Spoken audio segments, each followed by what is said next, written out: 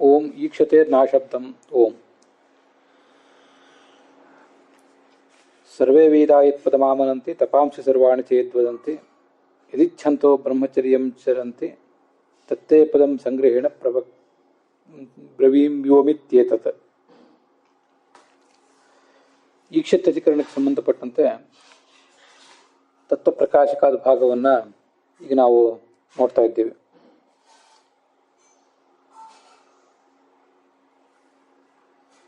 ಈ ಈಕ್ಷತೆ ನಾಶಬ್ದಂ ಅನ್ನೋ ಸೂತ್ರ ಯಾಕೆ ಹೊರಟಿದೆ ಅನ್ನೋದನ್ನ ಜಯತೀರ್ಥರು ತೋರಿಸಿದ್ದಾರೆ. ಅದ್ವೈತದ ಪೂರ್ವ ಪಕ್ಷ ಏನಿದೆ ಅಂತ ಅನ್ನೋದನ್ನ ಅನುವಾದ ಮಾಡಿ ಸೂತ್ರಕ್ಕೆ ಹಿನ್ನೆಲೆಯನ್ನು ಒದಗಿಸಿದ್ದಾರೆ. ಭಾಷ್ಯದಲ್ಲಿ ಆ ವಾಕ್ಯ ಸ್ವಲ್ಪ ಗಮನಿಸಬೇಕು.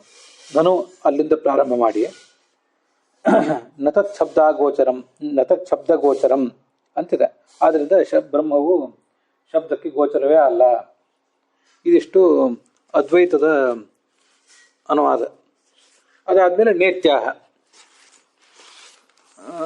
ಮುಂದೆ ನ ಅಂತ ಅದಕ್ಕೆ ಆಚಾರ್ಯರು ಹೇಳ್ತಾ ನ ಅಂತ ಸೂತ್ರಕಾರರು ಹೇಳಿದ್ದನ್ನ ಆಚಾರ್ಯರು ಹೇಳ್ತಾ ಇದ್ದಾರೆ.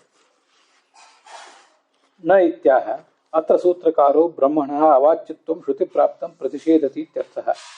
ನ ಅನ್ನೋದಕ್ಕೆ ಹೀಗರ್ಥ, ಸೂತ್ರಕಾರರು ವೇದವ್ಯಾಸರು ಬ್ರಹ್ಮಣ ಅವಾಚ್ಯತ್ವ ಶ್ರುತಿ ಪ್ರಾಪ್ತಂ, ಶ್ರುತಿಗಳ ಸ್ಥೂಲ ನೋಟದ ದೃಷ್ಟಿಯನ್ನು ನಾವು ಮಾಡಿದಾಗ ಅವಲೋಕನ ಮಾಡಿದಾಗ ಬ್ರಹ್ಮನಿಗೆ ಅವಾಚ್ಯತ್ವ ಏನು ತಿಳಿದು ಬಂದಿದೆ ಅದನ್ನು ನಿಷೇಧ ಮಾಡ್ತಾ ಇದ್ದಾರೆ ಅಂತ ಅರ್ಥ.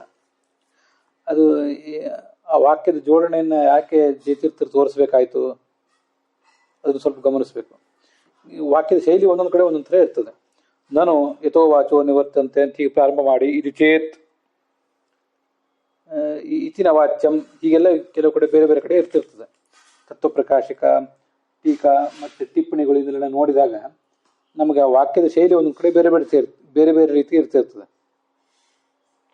ಕೆಲವು ಕಡೆ ನಾನು ಅಂತ ಪ್ರಾರಂಭ ಆಗ್ತದೆ, ಕೆಲವು ಕಡೆ ನಚ ವಾಚ್ಯಂ ಇತ್ಯತಃ ಅಂತ ಬಂದರೆ ಹೀಗೆ ಇತ್ಯತಃ ಅಂತ ಅನ್ನೋದು ಆ ಪ್ರಶ್ನೆಯನ್ನು ಸೂಚಿಸ್ತಿರ್ತದೆ. ಅದು ಈ ಥರ ಅಲ್ಲಿ ಏನೂ ಇಲ್ಲ. ಆದ್ದರಿಂದ ಇಲ್ಲಿ ಪೂರ್ವಪಕ್ಷ ಎಲ್ಲಿಗೆ ನಿಂತಿದೆ ಅದು ಗೊತ್ತಾಗ್ತದೆ. ಇತ್ಯಾಭಿಹಿ ನತ ಶಬ್ದ ಗೋಚರಂ ಅಂತ ಪೂರ್ವಪಕ್ಷ ಅಂತ ಗೊತ್ತಾಗ್ತದೆ. ನೇತ್ಯಾಹ ಅಂತ ಅನ್ನೋದು ಮತ್ತೆ ಪೂರ್ವಪಕ್ಷದವರೇ ಹೇಳ್ತಿದ್ದಾರೇನೋ ಅಂತ ನಮ್ಗೆ ಗೊಂದಲ ಆಗೋ ಸಾಧ್ಯತೆ ಇದೆ. ನತತ್ ಶಬ್ದ ಗೋಚರಂ ಇತ್ಯತಃ ಅಂತ ಹೀಗೇನೋ ಅಲ್ಲಿಲ್ಲ. ಅದಕ್ಕೋಸ್ಕರ ಜಯತೀರ್ಥರು ಅದನ್ನು ಸ್ಪಷ್ಟಪಡಿಸಿದ್ದಾರೆ ಅಷ್ಟೆ. ಸೂತ್ರಂ ವ್ಯಾಚಷ್ಟೆ ಸ ತಸ್ಮಾತ್ ಜೀವಘನಾತ್ ಪರಸ್ಪರಂ ಪುರುಷಮೀಕ್ಷತೆ ಇತ್ಯಾದಿ ವೀರವಾಕ್ಯಗಳಿಂದ ಆಚಾರ್ಯರು ಆ ಸೂತ್ರವನ್ನ ವ್ಯಾಖ್ಯಾನಿಸ್ತಾ ಇದ್ದಾರೆ, ಸೂತ್ರಕ್ಕೆ ಭಾಷ್ಯವನ್ನು ಬರಿತಾ ಇದ್ದಾರೆ. ಸಹ ಅಂತಿದೆಯಲ್ಲ, ಅಲ್ಲಿ ಹಿಂದೆ ಉಪನಿಷತ್ನಲ್ಲಿ ಬಂದಿರುವಂತೆ ಸ ತಸ್ಮಾತ್ ಜೀವಘನಾತ್, ಸಹ ಅಂದರೆ ಆ ಪ್ರಣವ ಉಪಾಸಕನಾದಂತಹ, ಪ್ರಣವವನ್ನು ಉಪಾಸನೆ ಮಾಡಿದಂತಹ, ಓಂಕಾರವನ್ನು ಉಪಾಸನೆ ಮಾಡಿದ ಸಾಧಕ ಜೀವಘನ. ಘನ ಅಂದರೆ ಅದರಲ್ಲಿ ಸಾರನಾದವನು, ಶ್ರೇಷ್ಠನಾದವನು, ಜೀವೋತ್ತಮನಾದ ಹಿರಣ್ಯ ಗರ್ಭನಿಂದ. ತೃತೀಯ ವಿಭಕ್ತಿ ಬರಬೇಕಾದ್ರೆ ಪಂಚಮಿ ವಿಭಕ್ತಿ ಬಂದಿದೆ ಅಷ್ಟೆ. ಅವನಿಂದ ಅಂದರೆ ಅವನ ಉಪದೇಶದಿಂದ ಅಂತ ಅರ್ಥ. ಪರಾತ್ಪರಂ, ಶ್ರೇಷ್ಠರಿಗಿಂತಲೂ ಶ್ರೇಷ್ಠನಾದ ಪರಮಾತ್ಮ. ಅದಕ್ಕೆ ಪರಮಂ ಅಂತ ಅವರು ಹೇಳಿರೋದು. ಪುರುಷಯಂ, ಹೃದಯದಲ್ಲಿರುವಂತಹ ಪುರುಷಂ, ಪೂರ್ಣತ್ವಾತ್ ಪುರುಷನಾದಂತಹ ಪರಮಾತ್ಮನನ್ನ ಅವನು ನೋಡ್ತಾನೆ ಅಂತ ಅದರ ತಾತ್ಪರ್ಯ. ಮುಂದೆ ಆತ್ಮನ್ಯೇವಾತ್ಮಾನಂ ಪಶ್ಯೇತ್ ವಿಜ್ಞಾಯ ಪ್ರಜ್ಞಾಂ ಕುರ್ವೀತ, ಇದೆರಡು ಬೃಹದಾರಣ್ಯಕ ಉಪನಿಷತ್ತಿನಲ್ಲಿ ಬಂದಿರುವಂತಹ ಮಾತುಗಳು, ಅಲ್ಲೇ ಹಿಂದೆ ಮುಂದೆ ಬಂದಿರುವಂತಹ ಮಾತುಗಳು. ಆತ್ಮನ್ಯೇವ ಆತ್ಮಾನಂ ಪಶ್ಯೇತ್, ನಮ್ಮ ಆತ್ಮ ಅಂದರೆ ನಮ್ಮ ಹೃದಯ ಗುಹೆ, ಅದರಲ್ಲಿ ಪರಮಾತ್ಮನನ್ನು ಕಾಣಬೇಕು ಅಂತ ಅದರ ತಾತ್ಪರ್ಯ. ವಿಜ್ಞಾಯ ಪ್ರಜ್ಞಾಂ ಕುರ್ವೀತ, ಮುಂದೆ ವಿಜ್ಞಾಯ ಪ್ರಜ್ಞಾಂ ಕುರ್ವೀತ ಅಂತಿದೆ. ವಿಜ್ಞಾಯ ಅಂದರೆ ತಿಳಿದು, ಪ್ರಜ್ಞಾಂ ಜ್ಞಾನವನ್ನು ಕುರ್ವೀತ ಮಾಡಬೇಕು ಅಂತಿದೆ. ಅದು ಹೇಗೆ ಅದಕ್ಕೆ ಅರ್ಥ ಅಂದರೆ ಈ ಪರೋಕ್ಷತಃ ಬ್ರಹ್ಮ ವಿಜ್ಞಾಯ, ವಿಜ್ಞಾಯ ಅಂದರೆ ತಿಳಿದು ಅಂತ ಅರ್ಥ, ವಿಶೇಷವಾಗಿ ಚೆನ್ನಾಗಿ ತಿಳಿದು ಅಂತ. ಚೆನ್ನಾಗಿ ತಿಳಿಯುವುದು ಅಂದರೆ ಹೇಗೆ? ಶಾಸ್ತ್ರದ ಮೂಲಕ ಚೆನ್ನಾಗಿ ತಿಳಿದು ಅಂತ ಅರ್ಥ. ಮತ್ತೆ ಅಪರೋಕ್ಷ ಮುಂದೆ ಪ್ರಜ್ಞಾಂ ಪೂರ್ವಿತ, ಪ್ರಜ್ಞಾ ಅಂದರೆ ಪ್ರಕೃಷ್ಟವಾದ ಜ್ಞಾನ, ಅದನ್ನು ಪಡ್ಕೋಬೇಕು ಅಂತಿದೆ. ಹೀಗೆ ಪರೋಕ್ಷತಃ ಮೊದಲು ತಿಳಿದು ಆಮೇಲೆ ಅಪರೋಕ್ಷತಃ ಬ್ರಹ್ಮನನ್ನ ತಿಳಿಯಬೇಕು ಅಂತ ಅರ್ಥ. ಇದಕ್ಕೆ ನನ್ನದು ಇನ್ನೊಂದು ಅರ್ಥ ಇದೆ. ವಿಜ್ಞಾಯ ಅಂದರೆ ಮನಸ್ಸಿನ ಮೂಲಕ ಭಗವಂತನ ಸಾಕ್ಷಾತ್ಕಾರವನ್ನು ಮೊದಲು ಪಡೆದು, ಮಾನಸ ಸಾಕ್ಷಾತ್ಕಾರವನ್ನು ಮೊದಲು ಪಡೆದು ಆಮೇಲೆ ಸ್ವರೂಪ ಸಾಕ್ಷಾತ್ಕಾರವನ್ನು ಪಡಿಬೇಕು. ಭಾಗವತ್ ತಾತ್ಪರ್ಯದಲ್ಲಿ ಬರೋದನ್ನ ಹಿಂದೆ ಅನೇಕ ಸರಿ ಬಂದದ್ದು ನಾನು ಹೇಳಿದ್ದೆ. ಆದ್ರಿಂದ ಸ್ವರೂಪ ಸಾಕ್ಷಾತ್ಕಾರವನ್ನು ಪಡಿಬೇಕು ಅಂತ ಅದರ ಮತ್ತೊಂದು ಅರ್ಥವನ್ನು ಕೂಡ ನಾವು ಮಾಡ್ಕೊಳ್ಬಹುದು. ಪ್ರಜ್ಞಾಂ ಕುರ್ವೀತ, ಸ್ವರೂಪ ಸಾಕ್ಷಾತ್ಕಾರವನ್ನ ಪಡೆಯಬೇಕು. ಕುರ್ವೀತ ಅಂದ್ರೆ ಮಾಡಬೇಕು ಅಂತ ಅರ್ಥ ಆಗ್ತದೆ. ಸ್ವರೂಪ ಸಾಕ್ಷಾತ್ಕಾರವನ್ನು ಸಂಪಾದನೆ ಮಾಡಿಕೊಳ್ಳಬೇಕು ಅಂತ ಅದರ ಅರ್ಥ ಆಗ್ಬೋದು. ಹಾಗೆ ಅದನ್ನು ಕುರ್ವೀತ ಅನ್ನೋದನ್ನ ಹಾಗೆ ವ್ಯಾಖ್ಯಾನ ಮಾಡ್ಕೋಬಹುದು ನಾವು. ಅಪರೋಕ್ಷತಃ ಜಾನಿಯಾತ್ ಇತ್ಯಾದಿ ಶ್ರುತಿವಿಹಿ, ಇದೇ ಮೊದಲಾದ ಶ್ರುತಿಗಳಿಂದ ಬ್ರಹ್ಮನಿಗೆ ಈಕ್ಷಣೀಯತ್ವ ತಿಳಿದು ಬಂದಿದೆ, ಅವನ ಜ್ಞಾನಕ್ಕೆ ವಿಷಯ ಅಂತ ತಿಳಿದು ಬಂದಿದೆ. ತದ್ ಅನ್ಯಥಾನುಪಪತ್ಯ, ಅದನ್ನು ಬೇರೆ ಹೇಗೆ ಸಮರ್ಥನೆ ಮಾಡ್ತೀರಿ ನೀವು? ಈಕ್ಷಣೀಯತ್ವ ಅಂತೂ ಶಾಸ್ತ್ರ ಸಿದ್ಧ, ಅದನ್ನು ನೀವು ಈ ಬ್ರಹ್ಮನಿಗೆ ಶಾಸ್ತ್ರ ವಾಚ್ಯತ್ವ, ಶಾಸ್ತ್ರ ಪ್ರತಿಪಾದ್ಯತ್ವವನ್ನು ಒಪ್ಪದೆ ಹೋದರೆ ಅದನ್ನ ಸಮರ್ಥನೆ ಮಾಡಲಿಕ್ಕೆ ಸಾಧ್ಯ ಇಲ್ಲ.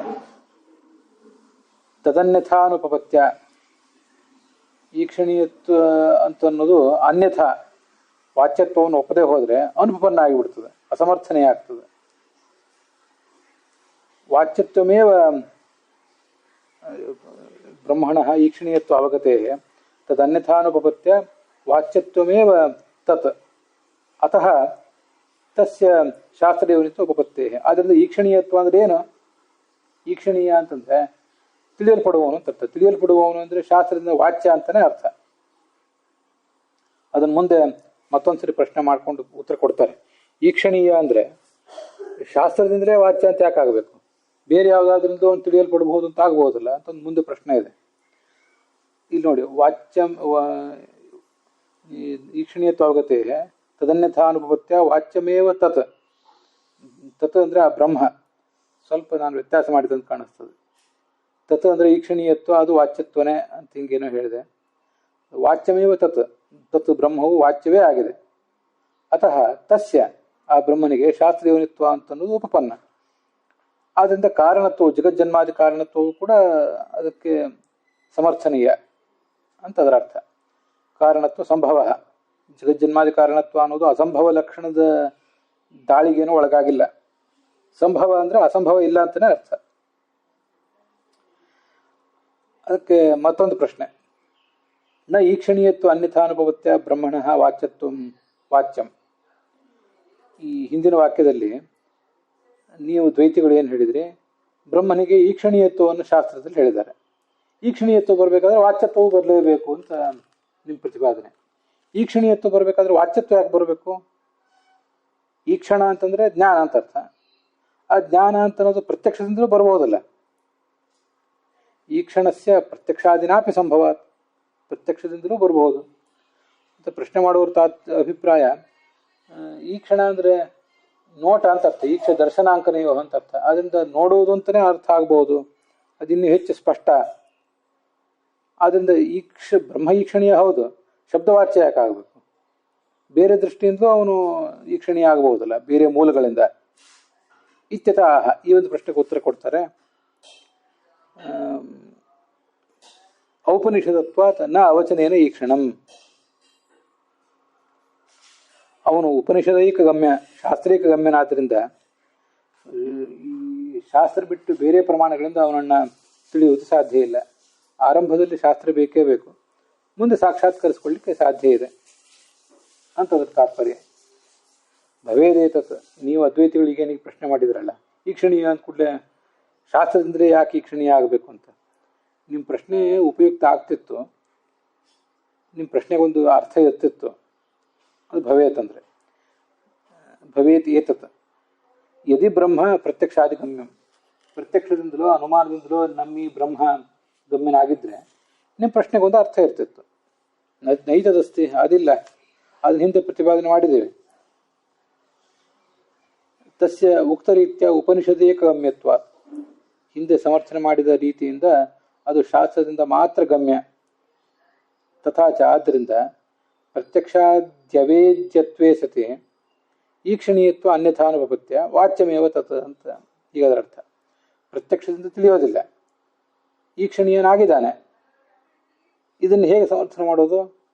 ವಾಚ್ಯ ಅಂತ ಒಪ್ಪದೆ ಹೋದರೆ, ಶಬ್ದವಾಚ್ಯ ಅಂತ ಒಪ್ಪದೆ ಹೋದರೆ, ಈ ಪ್ರತ್ಯಕ್ಷದಿಂದ ಅವೇದ್ಯತ್ವ, ಪ್ರತ್ಯಕ್ಷದಿಂದ ತಿಳಿಯಲ್ಪಡದೇ ಇರುವಿಕೆ, ಮತ್ತು ಈಕ್ಷಣೀಯತ್ವ ಇವೆರಡೂ ಹೊಂದೋದೇ ಇಲ್ಲ. ಅದರಿಂದ ವಾಚ್ಯ ಅಂತಲೇ ಒಪ್ಪಬೇಕು. ವಾಚ್ಯಮೇವ ತತ್, ತತ್ ಅಂದರೆ ಬ್ರಹ್ಮ ಇತಿ ಭಾವ.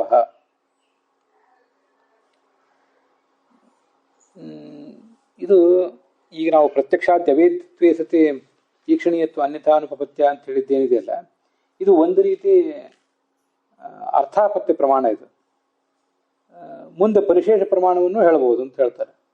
ವಸ್ತುತಃ ಅರ್ಥಾಪತ್ಯ ಪ್ರಮಾಣವು ಪರಿಶೇಷ ಪ್ರಮಾಣವು ಎಲ್ಲ ಒಂದೇ.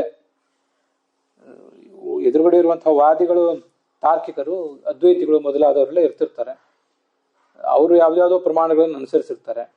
ಕೆಲವು ಸರಿ ತಮ್ಮ ಅಭಿಪ್ರಾಯ ಅಲ್ಲದೆ ಹೋದರೂ ಕೂಡ ಇನ್ಯಾರ್ದೋ ಅಭಿಪ್ರಾಯವನ್ನು ಇಟ್ಟುಕೊಂಡು ಇಂಥ ಪ್ರಮಾಣಗಳು, ಕೆಲವು ಅತಿರಿಕ್ತ ಪ್ರಮಾಣಗಳನ್ನು ಅವರು ತೋರಿಸುವ ಬಳಕೆ ಮಾಡುವ ಸಾಧ್ಯತೆ ಇರ್ತದೆ.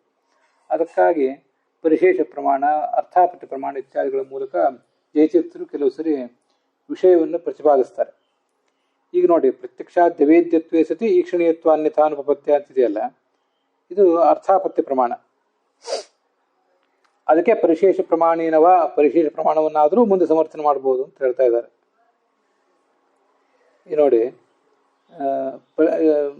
ಈ ದೇವದತ್ತ ದಿವಾ ಅಭುಂಜಾನತ್ವೇ ಸತಿ ಪುಷ್ಟನಾಗಿದ್ದಾನೆ. ಅವನು ನಮ್ಮ ಜೊತೆಗೆ ನಮ್ಮ ಕಣ್ಣಿಗೆ ಬೀಳುವಂತೆ ಹಗಲು ಹೊತ್ತಿನಲ್ಲಿ ಏನೂ ಊಟ ಮಾಡ್ತಾ ಇಲ್ಲ. ದಿವಾ ಅಂದರೆ ಹಗಲಿನಲ್ಲಿ, ಅಭುಂಜಾನ ಊಟ ಮಾಡ್ತಾ ಇಲ್ಲ ಅವನು. ಆದರೆ ಪೀನನಾಗಿದ್ದಾನೆ, ಅನಾರೋಗ್ಯಕ್ಕೇನು ಬೀಳದೆ, ಡಿಹೈಡ್ರೇಷನ್ ಆಗದೆ ಅವನು ಆರೋಗ್ಯವಂತವಾಗಿದ್ದಾನೆ. ಹೀಗೆ ಎರಡು ಪಾಯಿಂಟ್ಗಳಲ್ಲಿ, ಒಂದು ಬೆಳಿಗ್ಗೆ ಊಟ ಮಾಡಿರಬಾರ್ದು, ಇನ್ನೊಂದು ಪರಿಪುಷ್ಟನಾಗಿರ್ಬೇಕು. ಬರೇ ಪರಿಪುಷ್ಟನಾಗಿದ್ದಾನೆ ಅಂದು ಮಾತ್ರಕ್ಕೆ ಅವನು ರಾತ್ರಿ ಊಟ ಮಾಡ್ತಾನೆ ಅಂತ ಕಲ್ಪನೆಯನ್ನು ಮಾಡ್ಲಿಕ್ಕೆ ಬರೋದಿಲ್ಲ. ಹಾಗೆ ಅವೆರಡೂ ಅಂಶನೂ ಬೇಕು. ಬೆಳಿಗ್ಗೆ ಊಟ ಮಾಡ್ತಿರಬಾರ್ದು, ಆದರೂ ಪರಿಪುಷ್ಟನಾಗಿರ್ಬೇಕು. ಅದು ಯಾಕೆ ಆ ಥರ ಹೇಳ್ತಾರೆ ನಿಮ್ಗೆ ಗೊತ್ತಿದೆ. ಈಗ ಹಗಲು ಹೊತ್ತಿನಲ್ಲಿ ಊಟ ಮಾಡ್ತಿಲ್ಲ ಅಂದ ಮಾತ್ರಕ್ಕೆ ರಾತ್ರಿ ಹೊತ್ತು ಅದೊಂದೇ ಪಾಯಿಂಟನ್ನು ಗಮನಿಸಿ. ಹಗಲು ಹೊತ್ತಿನಲ್ಲಿ ಊಟ ಮಾಡ್ತಿಲ್ಲ ಅನ್ನೋ ಒಂದೇ ಪಾಯಿಂಟನ್ನು ಗಮನಿಸಿ ಅವ್ನು ರಾತ್ರಿ ಊಟ ಮಾಡ್ತಿದ್ದಾನೆ ಅಂತ ಕಲ್ಪನೆ ಮಾಡಬಾರ್ದು. ಯಾಕೆಂದರೆ ಹಗಲು ಹೊತ್ತಿನಲ್ಲಿ ಊಟ ಮಾಡದೇ ಇದ್ದ ಮನುಷ್ಯ ಒಂದು ವೇಳೆ ನಿರ್ಜಲೀಕರಣಕ್ಕಾಗಿ, ಡಿಹೈಡ್ರೇಷನ್ಗೆ ಒಳಗಾಗಿ ಅವನು ರಾತ್ರಿನೂ ಊಟ ಮಾಡದೆ ಬೆಡ್ ರಿಡನ್ ಆಗಿ ಮಲಗಿರ್ಬೋದು, ಅಥವಾ ಸತ್ತೇ ಹೋಗಿರ್ಬೋದು. ಅದರಿಂದ ಅದು ಪ್ರಶ್ನೆ ಅಲ್ಲ. ಬರೀ ಹಗಲು ಹೊತ್ತಿನಲ್ಲಿ ಊಟ ಮಾಡ್ತಿಲ್ಲ ಅನ್ನೋದೊಂದು ಮಾತ್ರ ಪಾಯಿಂಟ್ ಅಲ್ಲ, ನಮಗೆ ಬೇಸಿಕ್ ಪಾಯಿಂಟ್ ಅಲ್ಲ. ಹಗಲು ಹೊತ್ತಿನಲ್ಲಿ ಊಟ ಮಾಡ್ತಿಲ್ಲ, ಯಾವುದೇ ಸಮಸ್ಯೆಗೆ ಒಳಗಾಗದೆ ಆರೋಗ್ಯವಂತವಾಗಿದ್ದಾನೆ ಅನ್ನೋದು ಬೇಕು. ಆವಾಗ ರಾತ್ರಿ ಊಟ ಮಾಡ್ತಿದ್ದಾನೆ ಅಂತ ಕಲ್ಪನೆ ಮಾಡ್ಬೋದು. ಇನ್ನು ರಾತ್ರಿ ಹೊತ್ತು ಊಟ ಮಾಡ್ತಿಲ್ಲ ಅನ್ನೋದೊಂದೇ ಪಾಯಿಂಟು ಅಲ್ಲ, ಇದು ಪರಿಪುಷ್ಟನಾಗಿದ್ದಾನೆ ಅನ್ನೋ ಒಂದೇ ಪಾಯಿಂಟೂ ಸಾಕಾಗೋದಿಲ್ಲ. ಪರಿಪುಷ್ಟನಾಗಿದ್ದಾನೆ ಅಂದರೆ ಹಗಲು ಹೊತ್ತಿನಲ್ಲಿ ಊಟ ಮಾಡ್ತಿರ್ಬೋದಲ್ಲ, ಅದರಿಂದ ರಾತ್ರಿ ಊಟ ಮಾಡ್ತಿದ್ದಾನೆ ಅಂತ ಯಾಕೆ ಕಲ್ಪನೆ ಮಾಡಬೇಕು? ಆದ್ದರಿಂದ ಒಟ್ಟಾರೆ ಹಗಲು ಹೊತ್ತಲ್ಲಿ ಊಟ ಮಾಡ್ತಿರ್ಬಾದ್ರೂ ಆದರೂ ಆರೋಗ್ಯವಂತನಾಗಿರ್ಬೇಕು. ಇವೆರಡು ಪಾಯಿಂಟನ್ನು ಗಮನಿಸಿಯೇ ರಾತ್ರಿ ಊಟ ಮಾಡ್ತಿದ್ದಾನೆ ಅಂತ ಅರ್ಥಾಪತ್ಯ ಪ್ರಮಾಣದಿಂದ ಸಾಧನೆ ಮಾಡ್ತಾರೆ. ಇದು ಅರ್ಥಾಪತ್ಯ ಪ್ರಮಾಣ, ಅನುಮಾನ ಪ್ರಮಾಣವೇ. ಕೆಲವರು ಬೇರೆಯವರು ಅದು ಪ್ರತ್ಯೇಕ ಪ್ರಮಾಣ ಅಂತ ಅಂತಾರಷ್ಟೇ. ಇದನ್ನ ಹೀಗೆ ಅರ್ಥಾಪತ್ಯ ಪ್ರಮಾಣ ಒಂದು ಸಂಗತಿ ಅಂದರೆ ಎರಡು ಪಾಯಿಂಟ್ಗಳನ್ನು ಒಳಗೊಂಡಂಥ ಒಂದು ಸಂಗತಿ, ಅದರ ಆಧಾರದಿಂದ ಇನ್ನೊಂದು ಸಂಗತಿಯನ್ನು ಸಮರ್ಥನೆ ಮಾಡೋದು, ಇದನ್ನ ಅರ್ಥಾಪತ್ಯ ಪ್ರಮಾಣ ಅಂತಾರೆ. ಅದರಿಂದ ಅದು ವಾಚ್ಯವೇ ಆಗಿದೆ ಅಂತ ಅರ್ಥ. ಪರಿಶೇಷ ಪ್ರಮಾಣದ ಬಗ್ಗೆ ಈಗ ನೋಡೋಣ. ಅಥವಾ ಪರಿಶೇಷ ಪ್ರಮಾಣದಿಂದ ಇಲ್ಲಿ ಬ್ರಹ್ಮನಿಗೆ ವಾಚ್ಯತ್ವವನ್ನು ಸಾಧನೆ ಮಾಡ್ತಾ ಇದ್ದಾರೆ. ತಥಾಹಿ ನೋಡಿ, ಈ ಜಯತೀರ್ಥರ ವಾಕ್ಯಗಳೆಲ್ಲ ಸ್ಪಷ್ಟ ಇರೋದ್ರಿಂದ ನಾನು ಇಲ್ಲಿ ಯಾವುದೇ ಟಿಪ್ಪಣಿ ಅನುಸರಿಸಿಲ್ಲ. ಟಿಪ್ಪಣಿಯಲ್ಲಿ ಏನಾದರೂ ಇನ್ನೂ ಸ್ಪಷ್ಟೀಕರಣ ಇರಬಹುದು. ಮೂಲತಃ ಟೀಕೆ ಸ್ಪಷ್ಟ ಆಗಿಬಿಟ್ರೆ ನಾನು ಟಿಪ್ಪಣಿ ನೋಡ್ಲಿಕ್ಕೆ ಹೋಗೋದಿಲ್ಲ.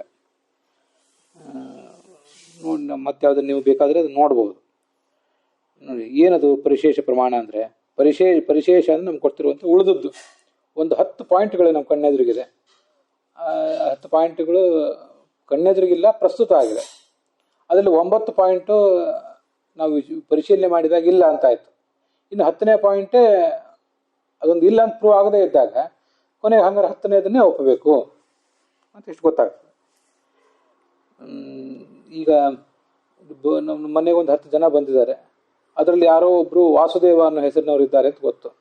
ಅದು ಯಾರಂತ ಗೊತ್ತಾಗಲಿಲ್ಲ. ಉಳಿದು 9 ಜನರನ್ನೆಲ್ಲ ಯಾವುದ್ಯಾವುದೋ ಮೂಲದಿಂದ ನಾವು ಯಾವ್ಯಾವ ಹೆಸರಿನವರು ತಿಳ್ಕೊಂಡ್ವಿ. ಅವ್ರ ಹೆಸರೆಲ್ಲ ಸ್ಪಷ್ಟ ಆಯಿತು. ಆದರೆ ವಾಸುದೇವ ಯಾರು ಅಂತ ಇನ್ನೂ ನಮಗೆ ಸ್ಪಷ್ಟ ಆಗಿಲ್ಲ. ಹೌದು, ಆದರೆ ಉಳಿದವ್ರ ಹೆಸರುಗಳೆಲ್ಲ ಸ್ಪಷ್ಟ ಆದರೆ ಹಾಗಾಗಿ ಉಳಿದವನೇ ವಾಸುದೇವ ಅಂತ ಗೊತ್ತಾಗ್ತದೆ. ಹೀಗೆ ತಿಳ್ಕೊಳ್ಳೋದು. ಇದು ಪರಿಶೇಷ ಅಂದರೆ ಉಳಿಯೋದು ಅಂತ ಅರ್ಥ. ತಥಾಹಿ ಶ್ರುತಿಷು ತಾವತ್ತು ಈಕ್ಷಣೀಯತ್ವ ಬ್ರಹ್ಮಣ ಶ್ರೂಯತೆ.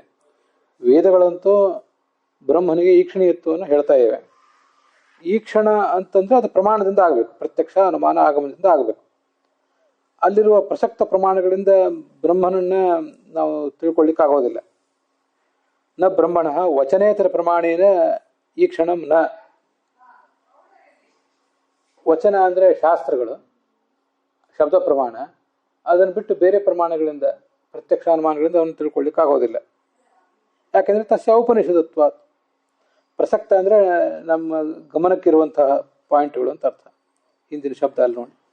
ಯಾಕೆಂದರೆ ಬೇರೆ ಪ್ರಮಾಣಗಳಿಂದ ಆಗೋದಿಲ್ಲ, ಪ್ರತ್ಯಕ್ಷ ಅನುಮಾನಗಳಿಂದ. ಯಾಕೆಂದರೆ ಅವನು ಉಪನಿಷದೀಕ ಗಮ್ಯ. ಆದ್ದರಿಂದ ವಚನೇನ ಈಕ್ಷಣಂ ಚ ಅವಾಚ್ಯ ವೃತ್ಯಂತರ ಯೋಗೇನ ಪರಿಶೇಷಾತ್ ವಾಚ್ಯತ್ವಮೇವ ಸಾಧಯತಿ. ಆದ್ದರಿಂದ ಅವನು ಇನ್ನು ಉಳಿದ ಪ್ರಮಾಣ ಅಂದರೆ ಯಾವುದು? ಆಗಮದಿಂದ ಅವನು ವಾಚ್ಯ, ಶಬ್ದದಿಂದಲೇ ವಾಚ್ಯ ಅಂತ ಆಗಬೇಕು. ವಚನದಿಂದ ಆಗಬೇಕು ಅಂತ ಆದಮೇಲೆ ವಚನಕ್ಕೆ 2 ವೃತ್ತಿ, ಒಂದು ಶಕ್ತಿ ಮತ್ತು ಒಂದು ಲಕ್ಷಣ. ಇದು ನಮಗೆ ಗೊತ್ತದೆ. ಅಲ್ಲಿ ನೀವು ಅವನನ್ನು ಅವಾಚ್ಯ ಅಂತ ಹೇಳಿಬಿಟ್ರೆ, ಬ್ರಹ್ಮನನ್ನು ನೀವು ಒಂದು ವೇಳೆ ಅವಾಚ್ಯ ಅಂತ ಪ್ರತಿಪಾದನೆ ಮಾಡ್ಲಿಕ್ಕೆ ಹೊರಟ್ರೆ, ಅವನನ್ನು ಹಾಗೆ ಒಪ್ಕೊಂಡ್ರೆ ವೃತ್ಯಂತರ ಅಯೋಗೇನ, ಬೇರೆ ಯಾವ ವೃತ್ತಿಯಿಂದಲೂ ಅವನು ತಿಳಿಯೋದು ಸಾಧ್ಯ, ಲಕ್ಷಣಾ ವೃತ್ತಿಯಿಂದಲೂ ತಿಳಿಯೋದು ಸಾಧ್ಯ ಇಲ್ಲ ಅಂತ ಆಗಿಬಿಡ್ತದೆ.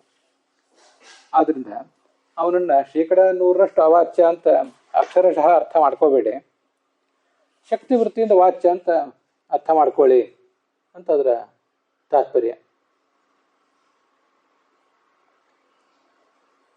ಅವಾಚ್ಯನಾಗಿಬಿಟ್ರೆ ಲಕ್ಷಣಾವೃತ್ತಿ ಆದರೂ ಅವನಲ್ಲಿ ಹೇಗೆ? ವಾಚ್ಯ ಅಂದರೆ ವಚನದಿಂದ ವಾಚ್ಯ ಅಂತ ಅರ್ಥ. ನೀವು ವಾಚ್ಯ ಅಂತ ಒಪ್ತೀರಿ, ಅದು ಶಬ್ದದಿಂದ ವಾಚ್ಯ ಅಲ್ಲ, ಲಕ್ಷಣದಿಂದ ವಾಚ್ಯ ಅಂತ ನೀವು ಅಂತೀರಿ ಅದ್ವೈತಿಗಳು. ಲಕ್ಷಣದಿಂದ ಆದರೂ ಬ್ರಹ್ಮ ಹೇಗೆ ವಾಚ್ಯ? ಅವನು ಪೂರ್ಣ ಅವಾಚ್ಯನಾಗಿಬಿಟ್ರೆ. ಆದ್ದರಿಂದ ಅವಾಚ್ಯೇ ಬ್ರಹ್ಮಣಿ, ಬ್ರಹ್ಮನನ್ನು ನೀವು ಅವಾಚ್ಯ ಅಂತ ಒಪ್ಪಿದರೆ, ವಚನೇನ ಈಕ್ಷಣಂ, ಶಬ್ದದಿಂದ ಅವನನ್ನು ತಿಳಿಯುವುದು, ವೃತ್ಯಂತರ ಅಯೋಗೇನ, ಬೇರೆ ವೃತ್ತಿಯಿಂದ ಅದು ಸಾಧ್ಯ ಇಲ್ಲ, ಅದರ ಲಕ್ಷಣದಿಂದ ಸಾಧ್ಯ ಇಲ್ಲ ಅಂದಮೇಲೆ ಪರಿಶೇಷ ಪ್ರಮಾಣದಿಂದ ಬ್ರಹ್ಮ ವಾಚ್ಯನೇ ಆಗಿದ್ದಾನೆ. ಅಂದರೆ ನಮ್ಮ ದೃಷ್ಟಿಯಿಂದ ಶಕ್ತಿಯಿಂದನೂ ವಾಚ್ಯ, ಲಕ್ಷಣದಿಂದನೂ ವಾಚ್ಯ, ನಾವು ಎರಡನ್ನೂ ಒಪ್ತೇವೆ ಅಂತ ಹೀಗದರ ಅರ್ಥ. ಪರಿಶೇಷಾತ್ ವಾಚ್ಯತ್ವಮೇವ ಸಾಧಯತಿ ಅಂತ ಹೀಗದರ ಅರ್ಥ. ವಚನೇನ ಈಕ್ಷಣಂ ಸಾಧಯತಿ, ವಚನದಿಂದ ನೋಡ್ತಾನೆ ಅನ್ನುವ, ವಚನದಿಂದ ಬ್ರಹ್ಮನ್ನ ಸಾಧಕ ತಿಳ್ಕೊತಾನೆ ಅನ್ನುವ ಸಂಗತಿ ವಾಚ್ಯತ್ವಮೇವ ಸಾಧಯತಿ ಅನ್ನುವ ಕ್ರಿಯಾಪದ ವಚನೇನ ಈಕ್ಷಣಂ ಅನ್ನುವ ಕರ್ತೃವಿಗೆ ಸಂಬಂಧಪಟ್ಟದ್ದು. ವೃತ್ತಿ ಅಂದರೆ ಶಬ್ದಗಳಿಗೂ ವಸ್ತುವಿಗೂ ಸಂಬಂಧ, ಅದು ಒಂದು ಶಕ್ತಿಯ ಒಂದು ಲಕ್ಷಣ. ಬ್ರಹ್ಮ ಪೂರ್ಣವಾಗಿ ಅವಾಚ್ಯನಾಗಿಬಿಟ್ರೆ ಅವನಲ್ಲಿ ಶಕ್ತಿಯನ್ನು ನೀವೇ ಒಪ್ಪಿಲ್ಲ, ಲಕ್ಷಣವು ಸಾಧ್ಯ ಇಲ್ಲ ಅಂತ ಆಯ್ತು. ಅಪೂರ್ಣ ಅವಾಚ್ಯ ಆಗಿಬಿಟ್ರೆ ಲಕ್ಷಣವನ್ನಾದರೂ ಹೇಗೆ ಒಪ್ತೀರಿ ನೀವು ಅಂತ ನಮ್ಮ ಆಕ್ಷೇಪ. ಅದ್ರ ಬಗ್ಗೆ ಬೇರೆ ಬೇರೆ ನೆಲೆಯಲ್ಲಿ ವಾದ ಇರ್ತದೆ, ಇನ್ನೂ ಹೆಚ್ಚಿನ ವಾದ ಮುಂದೆ ಇರ್ತದೆ. ಅದನ್ನ ಮತ್ತೆ ಅವರ ಮುಂದಿನ ಗ್ರಂಥದಲ್ಲಿ ನೋಡಬೇಕು. ನಾನು ಶ್ರುತಿ ಸಿದ್ಧಂ ಅವಾಚ್ಯತ್ವಂ ಕಥಂ ಯುಕ್ತಿ ಮಾತ್ರೇಣ ದೂಷ್ಯತೆ. ಶ್ರುತಿ ಸ್ಪಷ್ಟವಾಗಿ ಬ್ರಹ್ಮನನ್ನು ಅವಾಚ್ಯ ಅಂತ ಹೇಳಿದೆ. ನಿಮ್ಮದೊಂದು ಯುಕ್ತಿ, ಆ ಬ್ರಹ್ಮ ಅವಾಚ್ಯ ಆಗಲಿಕ್ಕೆ ಹೇಗೆ ಸಾಧ್ಯ? ಅವನಲ್ಲಿ ಲಕ್ಷಣ ಆದರೂ ಪ್ರವೃತ್ತಿ ಮಾಡಬೇಕು ಅಂದರೆ ಅವನು ವಾಚ್ಯನೇ ಆಗಿರಬೇಕು ಅಂತ ನೀವೊಂದು ಯುಕ್ತಿ ಮಾಡ್ತಾ ಇದ್ದೀರಿ. ಕೇವಲ ಯುಕ್ತಿಯಿಂದ ವೇದದಲ್ಲಿ ಸ್ಪಷ್ಟವಾಗಿ ಹೇಳಲ್ಪಟ್ಟಂಥ ಅವಾಚ್ಯತ್ವವನ್ನು ಹೇಗೆ ನೀವು ನಿರಾಕರಣೆ ಮಾಡ್ತೀರಿ ಅಂತ ಒಂದು ಪ್ರಶ್ನೆ. ನಾವು ಪ್ರಯೋಗ ಮಾಡಿದ್ದು ಕೇವಲ ಯುಕ್ತಿ ಆಯಿತು, ಇದು ಪರಿಶೇಷ ಪ್ರಮಾಣ ಮತ್ತು ಅರ್ಥಾಪತ್ಯ ಪ್ರಮಾಣ ಅಂತ ಈಗ ಅವ್ರ ಪ್ರಶ್ನೆ. ಯಾಕೆ? ಶಾಸ್ತ್ರದ ಮಾತು ಹೀಗಿದೆ, ಪ್ರಾಬಲ್ಯಂ ಆಗಮಸ್ಯವ ಜಾತ್ಯಾತೇಷು ತ್ರಿಷು ಸ್ಮೃತಂ. ತ್ರಿಷು ಮೂರು ಪ್ರಮಾಣಗಳಲ್ಲಿ, ಪ್ರತ್ಯಕ್ಷ ಅನುಮಾನ ಶಬ್ದ ಅಂತ ಮೂರು ಪ್ರಮಾಣ, ಅದರಲ್ಲಿ ಆ ಜಾತ್ಯ ಸ್ವಾಭಾವಿಕವಾಗಿಯೇ ಆಗಮಕ್ಕೆ ಪ್ರಾಬಲ್ಯ, ಅದಕ್ಕೆ ಪ್ರಾಬಲ್ಯ ಇದೆ ಅಂತ. ಹೀಗೆ ಯುಕ್ತಿ ಅಂತ ಹೀಗೆ ಬಂದಿರೋದ್ರಿಂದ ಯುಕ್ತಿತಃ ಶ್ರುತೇ ಪ್ರಾಬಲ್ಯೋಕ್ತೇ, ಯುಕ್ತಿಗಿಂತ ಶ್ರುತಿಯು ಪ್ರಬಲ ಅಂತ ಬಂದಿದೆ. ನೀವು ಪ್ರಯೋಗ ಮಾಡಿದ್ದು ಕೇವಲ ಯುಕ್ತಿ ಆಯಿತು. ಶಾಸ್ತ್ರ ಅಂತ ಅನ್ನೋದು ಪ್ರಬಲ ಯುಕ್ತಿಗಿಂತ. ಇತ್ಯತಃ ಶ್ರುತಿ ಸ್ಮೃತಿ ಚ ಆಹ, ಶ್ರುತಿಗಳನ್ನು ಮತ್ತು ಸ್ಮೃತಿಗಳನ್ನು, ಕಠೋಪನಿಷತ್ತು ಮೊದಲಾದ ಶ್ರುತಿಗಳನ್ನು, ಹಾಗೆ ವೇದೇಶ ಸರ್ವೈರಹಮೇವ ವೇದ್ಯ ಅನ್ನುವ ಸ್ಮೃತಿಗಳನ್ನು, ಅಂದರೆ ಪೌರುಷೇಯ ಗ್ರಂಥಗಳನ್ನು ಕೂಡ ಉದ್ಧರಿಸ್ತಾ ಇದ್ದಾರೆ. ಸರ್ವೇ ವೇದ ಯತ್ಪದಮಾಮನಂತೆ, ಎಲ್ಲ ವೇದಗಳು ಯಾವ ಭಗವಂತನ ಸ್ವರೂಪವನ್ನು ತಿಳಿಸ್ತವೆ. ಹಾಗೆ ತಪಾಂಸಿ ಸರ್ವಾಣಿಚ ಯದ್ವದಂತಿ, ತಪಸ್ಸು ಅಂದರೆ ಯುಕ್ತಿಗಳು, ತಪ ಆಲೋಚನೆ, ಇದೊಂದು ಬೇರೆ ಅರ್ಥ. ಜಯತೀರ್ಥರು ಹೇಳಿದ್ದಲ್ಲ, ಗೋವಿಂದಾಚಾರ್ಯ ಹೇಳ್ತೀನಿ ಕೇಳಿದ್ದೆ, ಅದನ್ನು ಹೇಳ್ತಾ ಇದ್ದೀನಿ. ಜಯತೀರ್ಥರು ಹೇಳ್ತೀನಿ, ಮುಂದೆ ಹೇಳ್ತೇನೆ. ಸರ್ವಾಣಿಚ ತಪಾಂಸಿ, ಎಲ್ಲ ಯುಕ್ತಿಗಳು ಯಾವ ಭಗವಂತನನ್ನೇ ಹೇಳ್ತವೆ. ಮುಂದೆ ಯದಿಚ್ಛಂತೋ ಬ್ರಹ್ಮಚರ್ಯಂ ಚರಂತಿ, ಯಾವ ಬ್ರಹ್ಮನನ್ನು ಪಡೆಯುವುದಕ್ಕಾಗಿಯೇ ಬ್ರಹ್ಮಚರ್ಯವನ್ನು, ಅಂದರೆ ಶಾಸ್ತ್ರಾಧ್ಯಯನವನ್ನು ಎಲ್ಲರೂ ಕೂಡ ಮಾಡ್ತಾರೆ. ತತ್ತೇ ಪದಂ ಸಂಗ್ರಹೇಣ ಬ್ರವೀಮಿ ಓಮಿತ್ಯೇತತ್, ಅದನ್ನು ನಿನಗೆ ಸಂಗ್ರಹಾತ್ಮಕವಾಗಿ ಹೇಳ್ತೀನಿ. ಹೇಗೆ ಅಂದರೆ ಓಂ ಅಂತ. ಇದು ಕಠೋಪನಿಷತ್ತು. ತತ್ತೇ ಪದಂ ಸಂಗ್ರಹೇಣ ಪ್ರವಕ್ಷ್ಯೆ ಅಂತ ಮಹಾಭಾರತದಲ್ಲೂ ಕೂಡ ಈ ಮಾತಿದೆ. ಪ್ರವಕ್ಷ್ಯೆ ಅಂತ ವ್ಯತ್ಯಾಸ ಇದೆ. ಈ ತಪಸ್ಸು ಅಂದರೆ ಯುಕ್ತಿ ಅಂತ ಒಂದು ಅರ್ಥ ಅವ್ರು ಹೇಳಿದ್ದಾರೆ. ತಪ ಆಲೋಚನೆ, ಗೋವಿಂದಾಚಾರ್ಯ ಹೇಳಿದ್ದಾರೆ ಅಂತ ನಾನು ಹೇಳಿದ್ದೇನೆ, ಅದು ತ್ರಿಕುರು ಪಂಡಿತರೇ ಹೇಳಿದ್ದು. ತಪ ಆಲೋಚನೆ ಧಾತೋ ಆಲೋಚನ ರೂಪಯ ಯುಕ್ತಯ ತಪಾಂಸಿ ಅಂತ. ಯತೀರ್ಥರು ಬೇರೆ ಅರ್ಥ ಏನು ಹೇಳಿದ್ದಾರೆ ಅಂದರೆ, ನಾವು ಮಾಡುವಂಥ ಕೃಚ್ಛ ಚಾಂದ್ರಾಯಣ ಮೊದಲಾದ ತಪಸ್ಸು ಮತ್ತು ದೇಹದ ನೋವು, ಮನಸ್ಸಿನ ನೋವು ಮೊದಲಾದ ಯುಕ್ತಿಗಳನ್ನು, ಮೊದಲಾದ ದುಃಖವನ್ನು ಸಹಿಸುವ ತಪಸ್ಸೇನಿದೆ, ಈ ತಪಸ್ಸೆಲ್ಲವನ್ನೂ ಕೂಡ ವೇದ ಹೇಳುವುದು. ಈಗ ನೋಡಿ, ಸರ್ವೇ ವೇದಾಯತ್ಪದ ಮಾಮನಂತ ಸರ್ವೇ ವೇದಾ ಅಂತ ಪ್ರಥಮ ವಿಭಕ್ತಿ, ತಪಾಂಸಿ ಸರ್ವಾಣಿಚ ಅಂತ ಪ್ರಥಮ ವಿಭಕ್ತಿ ತ್ರಿವಿಕ್ರಮ ಪಂಡಿತರ ವ್ಯಾಖ್ಯಾನದಲ್ಲಿ. ಸರ್ವೇ ವೇದಾ ಯತ್ಪದ ಮಾಮನಂತೆ, ನೋಡಿ ಜಯತೀರ್ಥರ ವಾಕ್ಯ ಹೀಗೆ, ಎಲ್ಲ ವೇದಗಳು ಭಗವಂತನ ಸ್ವರೂಪವನ್ನು ಹೇಳ್ತವೆ. ಅಪಿಚ ಸರ್ವೇ ವೇದಾ ತಪಾಂಸಿ ಸರ್ವಾಣಿಚ ಯದ್ವದಂತೆ, ಭಗವಂತನ ಸಲುವಾಗಿ ಹೇಳ್ತವೆ. ಇಲ್ಲಿ ತಪಾಂಸಿ ಸರ್ವಾಣಿ ಅಂತ ದ್ವಿತೀಯ ವಿಭಕ್ತಿ. ಸರ್ವಾಣಿ ತಪಾಂಸಿ, ಎಲ್ಲ ತಪಸ್ಸುಗಳನ್ನು, ಯತ್ ಪ್ರತಿ ಯಾವ ಭಗವಂತನ ಜ್ಞಾನಕ್ಕಾಗಿ, ವೇದಾಹ ವದಂತೆ ಅಂತ ಹೀಗೆ ಜಯತೀರ್ಥದ್ದು ಇನ್ನೊಂದು ವ್ಯಾಖ್ಯಾನ. ಅದರಿಂದ ನಾವು ಕೇವಲ ಯುಕ್ತಿಯಿಂದ ಶಾಸ್ತ್ರ ಸಿದ್ಧವಾದ ಪ್ರಮೇಯವನ್ನು ನಿರಾಕರಣೆ ಮಾಡಲಿಲ್ಲ. ನಮ್ಮ ಅಭಿಪ್ರಾಯದ ಸಮರ್ಥನೆಗೆ ವೇದ ಮತ್ತು ಪುರಾಣ ಇತಿಹಾಸಗಳ ಮಾತುಗಳು ಕೂಡ ಇವೆ ಅಂತ ಅದರ ತಾತ್ಪರ್ಯ. ಸ ಏತಸ್ಮಾತ್ ಜೀವಗಣಾತ್ ಪರಾತ್ಪರಂ ಪುರುಷಂ ಪುರುಷೇ ಮೀಕ್ಷತೆ ಅನ್ನೋದನ್ನು ಕಠೋಪನಿಷತ್ತು ಅಂತ ಅವಾಗ ಏನೋ ಹೇಳಿದೆ ನಾನು, ಅಥವಾ ಹೇಳಿದೆ ಅಂತ ಭ್ರಮಿಸಿದ್ದೇನೆ. ಇದು ಪ್ರ ಉಪನಿಷತ್ತು ಅಂತ ಪ್ರಶ್ನೋಪನಿಷತ್ತು ಅಂತ ಅರ್ಥ. ಸರ್ವೇ ವೇದ ಯತ್ಪದಮಾಮನಂತೆ ಅನ್ನೋದು ಮಾತ್ರ ಕಠೋಪನಿಷತ್ತು. ಅಲ್ಲಿಗೆ ಇವತ್ತಿನ ಈ ಭಾಗ ಸಮಾಪ್ತವಾಗಿದೆ.